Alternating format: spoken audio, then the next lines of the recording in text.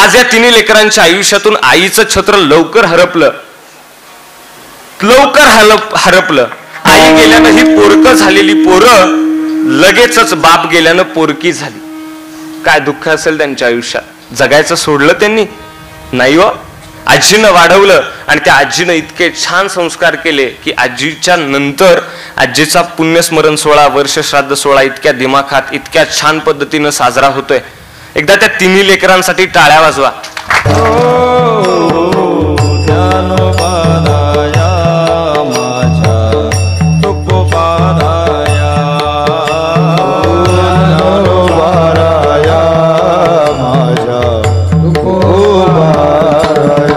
संस्कार असावेत.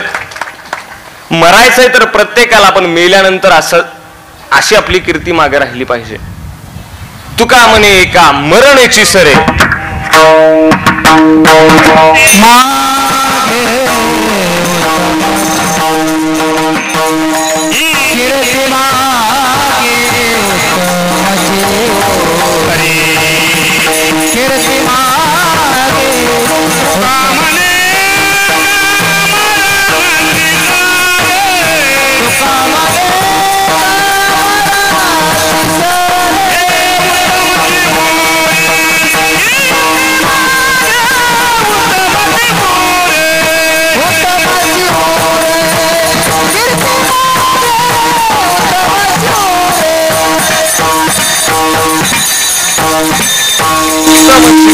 कीर्ती मागे.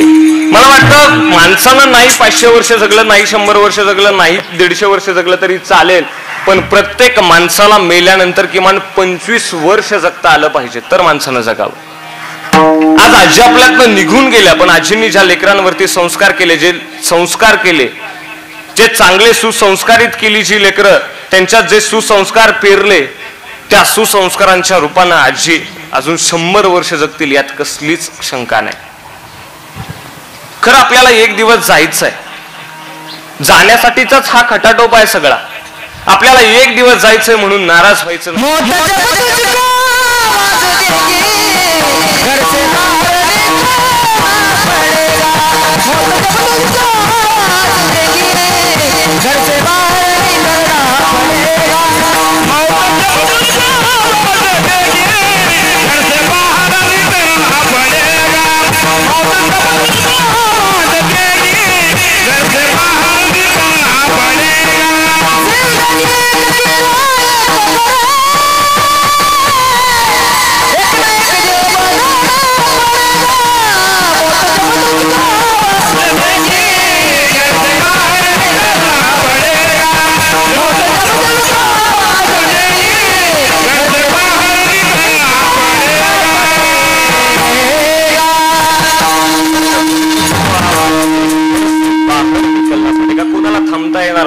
प्रत्येकाला निघून जायला लागणार आहे. प्रत्येकाला एक दिवस जायचंय, पण आपण गेल्यानंतर किमान इतका छान तरी सोहळा चांगला झाला पाहिजे आपला पुण्यस्मरण सोहळा. इतके छान संस्कार करा. आणि तितके छान संस्कार केले तिन्ही लेकरांवरती. मग सुनील भाऊ असतील, अनिल भाऊ असतील, राहुल भाऊ असतील, या तिघांवरती ही खूप छान संस्कार केले. मग त्या आजीनं, त्या आईनं, मी आजी म्हणणार नाही तिला आता, ती सावत्र असेल, आजी असेल, मी तिला आता कीर्तनात आजी म्हणणार नाही, मी तिला आईच म्हणणार आहे त्या लेकरांची. त्या आईनं चांगले संस्कार केले म्हणून इतका छान पद्धतीनं कीर्तन सोहळा होतोय. अच्छा, या कीर्तनासाठी मला आमंत्रित केलं, मला सेवेची संधी दिली, त्याबद्दल भोसले कुटुंबियांचा मी आभारी आहे. आजच्या कीर्तनासाठी सगळे पंचक्रोशीतनं आलेले सगळेजण, टाळकरी सगळे, कोणाचं नाव घेत नाही, वेळ झालाय, सगळेजण, अगदी शूटिंगवाले, साऊंड सिस्टीमवाले, सगळ्यांच्या चरणी 2 हात आणि 3रं मस्तक ठेवतो आणि सेवेला सुरुवात करतो. विठ्ठल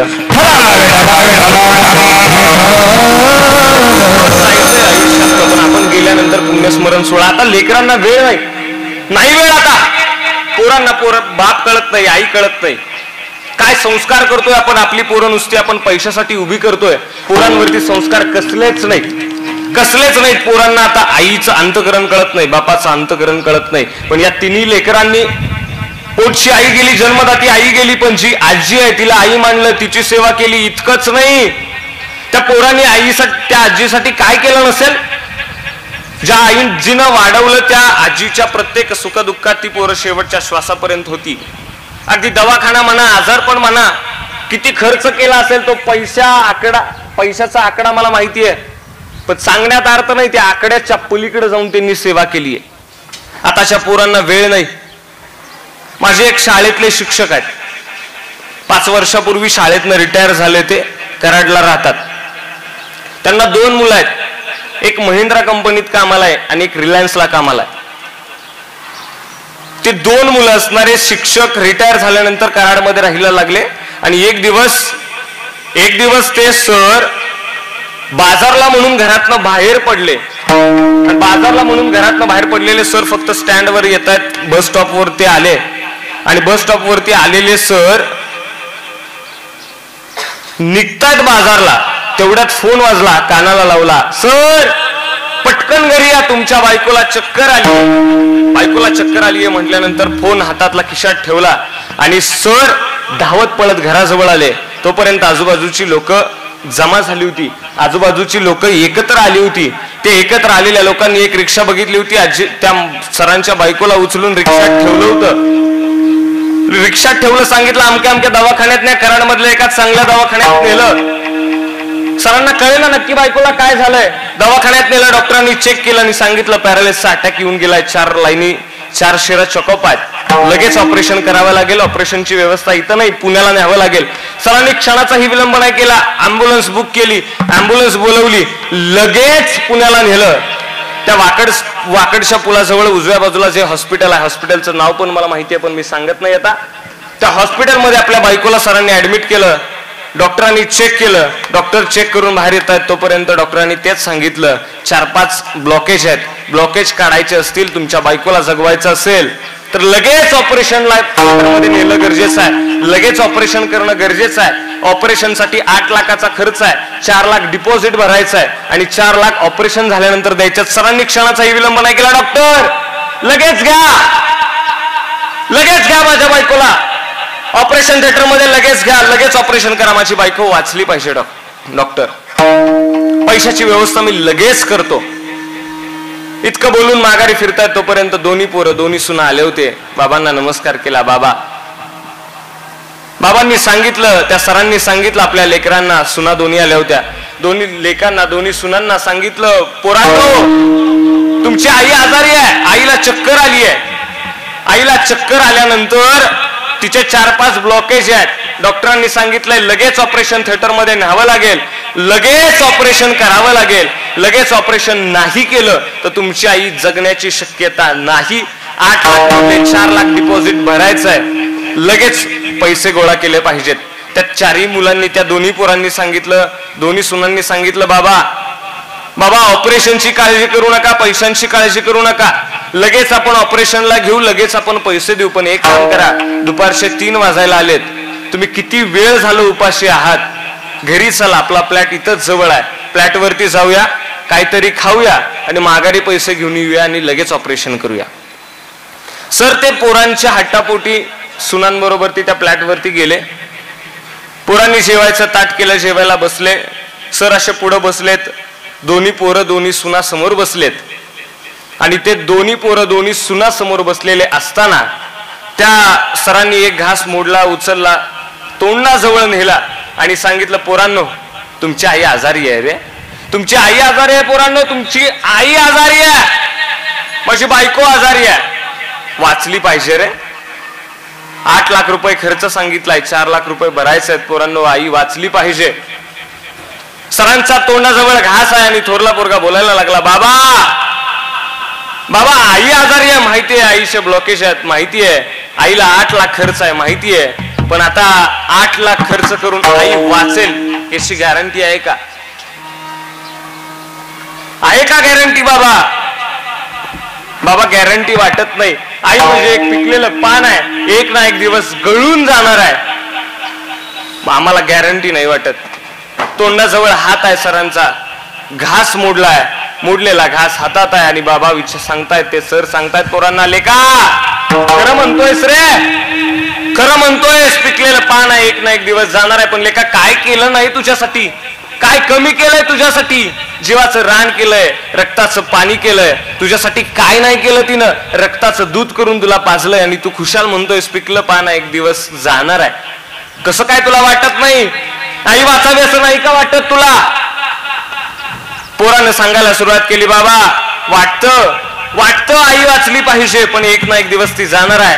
8 लाख इतकी रक्कम मोजायची नाही, वाचली नाही तर पैसे पाण्यात नाहीत का जाणार?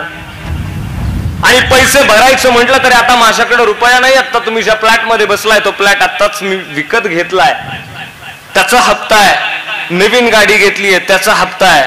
दोन्ही आमच्या नवरा बायकोच्या पगारातनं दोन्ही हप्ते कट होऊन जातात.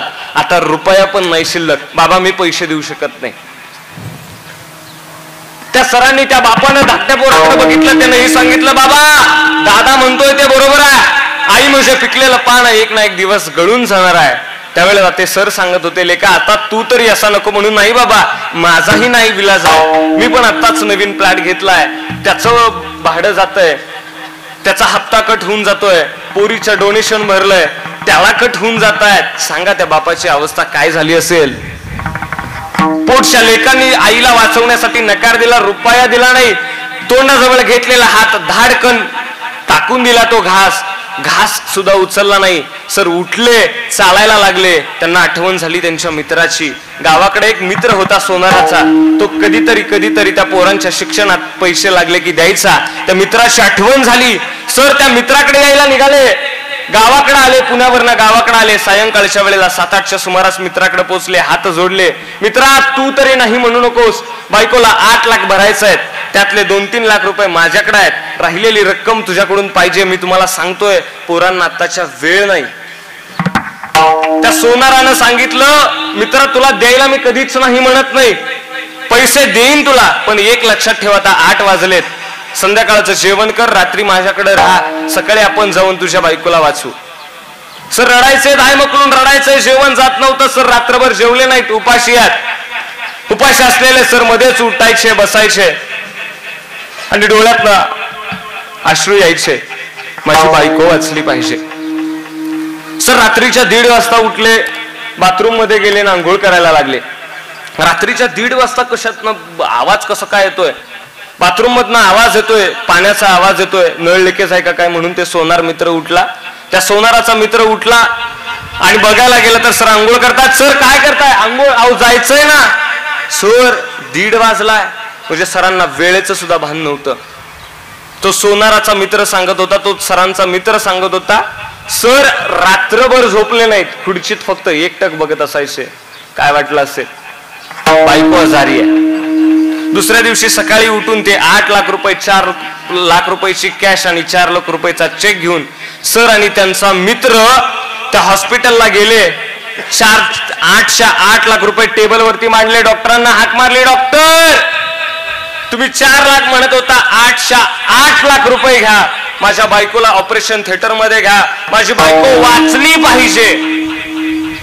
डॉक्टर जवळ आले, सरांच्या दोन्ही खांद्याला हात लावला आणि खांद्याला हात लावून ते डॉक्टर सांगायला लागले, सर तुमच्या पैशांचा उपयोग नाही आता.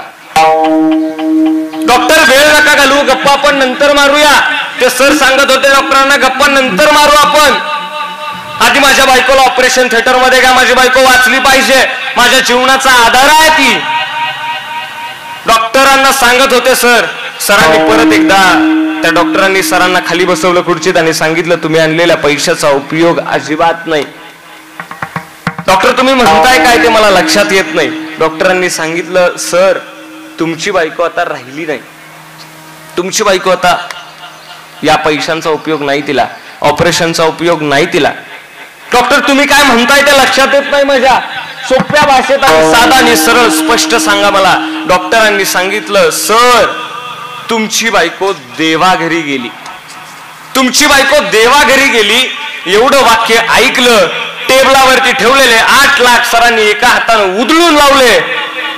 ज्या आयसीयूच्या खोलीत आपल्या बायकोला ठेवलं होतं ते सर त्या खुर्चीवर उठले. आयसीयूच्या खोलीत जिथं बायकोला आपल्या ठेवलं होतं त्या खुर्चीतनं उभं राहून त्या आयसीयूच्या एकदा रूमकडे बघितलं, खुर्चीत परत एकदा बसले आणि बसलेल्या सरांनी त्या मित्राकडे एकदा बघितलं. डॉक्टरांकडे बघायला अशी मान उंच केली आणि उंच केलेली मान एका दणक्यात खाली टाकली, ती मान परत नाही उचलली. माझ्या आयुष्यात तो अंत्यसंस्काराचा विधी मी कधीच विसरणार नाही. उभ्या आयुष्यात दादा मी तो विधी कधी विसरणार नाही. ज्या वेळेला त्या अंत्यविधीला गेलो त्यावेळेला विचार करा, एका बाजूला पतीचं प्रेत जळतंय, एका बाजूला पत्नीचं प्रेत जळतंय. त्या माळावरती, त्या उघड्या माळावरती दोन्ही प्रेत धडा धडा धडा धडा धडा जळताय. बघणाऱ्याच्या प्रत्येकाच्या डोळ्याला पाणी येतंय, प्रत्येक जण झुरतोय, रडतोय. ते जळणारी दोन्ही प्रेत बघितली आणि एका बाजूला पोरांकडून सुनांकडून नजर गेली. त्यावेळेला ती दोन्ही पोरं आणि दोन्ही सुना जमिनीवरती लोळून लोळून लोळून रडत होती. लक्षात आलं काय केलं यांनी आयुष्यात. जिवंत होते तोपर्यंत कधी आधार दिला नाही, जिवंत होते तोपर्यंत कधी सेवा केली नाही, जिवंत होते तोपर्यंत कधी विचारलं नाही. आणि आता मेल्यानंतर इथं धाय मोकलून रडतायत, धाय मोकलून जमिनीवरती लोळून रडतायत. तेव्हा नाथबाबांचे शब्द आठवले,